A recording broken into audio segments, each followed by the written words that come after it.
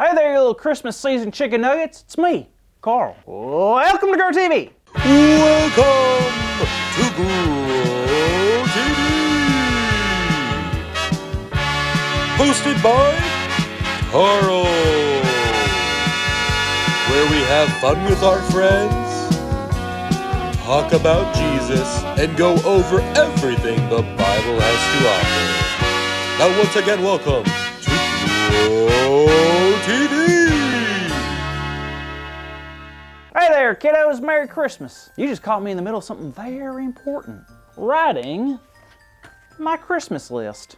I'm writing down all the things I want for Christmas this year. Let me read you some. A fire truck. Not like a toy, but like a full-on fire truck. Cold hot dog. Penguins dressed like Transformers. A can of tuna. Wet socks that have been dried. Dry socks that are wet. A flamingo on a bouncy ball. Hazard lights. A fog machine. A TV that's just playing Looney Tunes on repeat. And lastly, a cruise ship that takes me to Hawaii, Nebraska, France, and the Philippines. Did someone say Philippines?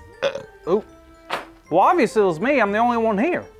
I guess that's true. Anyway, what were you saying about it? Oh, well, it's just on my Christmas list to go on a trip there. Oh, that's awesome. Why do you want to go there? I heard the food's really good, and a book of the Bible's named after it. Well, first, the food is very good there. And two, I think you're thinking of Philippians. Oh, that makes sense. Wait, how do you know if the food is good? You've tried it? I sure have. I'm actually Filipino, Carl. No, wait, really? Yep. And I heard you mention Hawaii as well. I used to live there too. That's awesome. So you've lived like all over the world, huh? Sorta, but there's still so many places that I'd love to visit. Me too. It's kind of hard to choose which one to go to first, huh? There's like 20 choices. How am I supposed to pick? 20? 20 what? You know, like states or places. There's only like 20 of them, right? Carl, sorry to burst your bubble, but there are a whole lot more places than just 20 places in the whole world. What do you mean? Well, for example, there are 50 states in the US alone, and then there are 7 continents all around the world with even more countries in them. Can you guess how many countries there are? At least 2. Close. There are 195. That blows my mind. I can't believe it. That's a big world. It really is, and that's the plan that God has for us. What plan? I forgot about the plan. To spread the good news. Remember how we learned about how Jesus brought the world good news last week? You're right. That was the plan. I keep forgetting I have plans. That's so cool, but what am I supposed to do again? Well, when we spread the good news, good things happen. Let's look at the story that Luke wrote. Last week, we found out that Elizabeth and Zachariah were finally having a kid. And at this time, Elizabeth was 6 months pregnant when the angel Gabriel showed up and made another appearance. Wow! What did he tell Elizabeth? The funny thing is, Gabriel didn't go and speak to Elizabeth. He spoke to a woman named Mary. Wait, Mary? I heard that name before. Anywho, what happened next? Well, he looked at Mary and told her that she had found favor in God's eyes. Well, what does that mean? Pretty much that God was very pleased with her. Oh, that makes sense now. So Gabriel went on to tell her that she'll be having a baby. Whoa! Gabriel surprised somebody else with some unexpected baby news? Yup, and Mary was beyond surprised. Well, she was planning on marrying a man named Joseph, and I'm sure she was planning on having a kid with him. But first, God had much bigger plans. Wait, so this is the Mary? Oh yeah.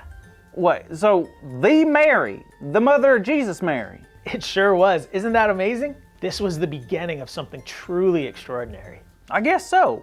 How did Mary react to all this? I'm freaking out and I wasn't even there. Well, she was nervous at first, but Gabriel made her feel so much better. He shared that Elizabeth, who is much older and couldn't have kids, is now pregnant. He assured her that God's plan has not and will never fail. Is that really true? Of course it is. See, God knew we would never fix what was broken in our hearts and in our world. So God made a plan for us to have hope, but it wasn't what people expected at all. What do you mean? Why is the plan something people wouldn't expect? Well, no one thought the Son of God would come to earth and be born to a young lady like Mary. But God always makes the impossible happen, and that's what makes this story so exciting. Ah, there it is again. What? What is it? Joy! I'm feeling joy again. This story just brings it out in me. Well, that makes sense. What do you mean? Well, that was one of the many reasons that Jesus came to earth, to bring joy. Joy is something that grows when we feel hope, and Jesus was the one to bring all of those things to us. So Jesus was about to show everyone, by coming to the world as a child, that God loves us so much and has a plan for everyone to be a part of God's family. I got it. Joy is camping out right here in my heart today. I wonder who I should share it with. Anyone you want, Carl. Well, kids, we hope you're starting to feel joy, and don't forget about our big idea this week. It's super important. You heard it here first. Our big idea is that Jesus came to bring joy to the world. Now let's say it out loud on the count of 3. 1, 2, 3. Jesus came to bring joy to the world. Good job, everybody.